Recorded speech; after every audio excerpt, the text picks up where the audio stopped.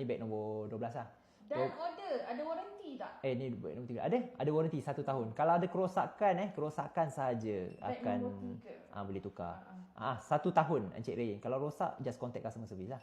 Preview Turbo beg 3 boleh pakai. Contoh barang bang, mana yang lebih baik? Kalau tanya saya beg nombor 3, yes kita boleh pakai petak comel. Encik dak Sidus.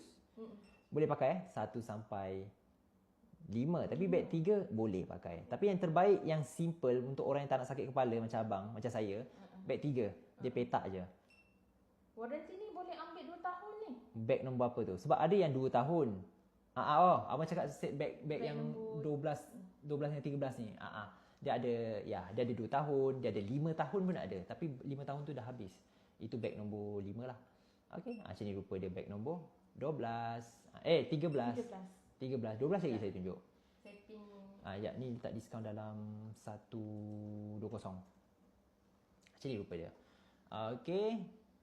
Beg nombor 7 7 abang kena tunggu jap nanti saya review untuk abang. Jangan risau, saya ingat. Cuma dia lambat sikit lah. Macam ni rupa dia. Function overall sama. Lampu bang. Boleh je tukar.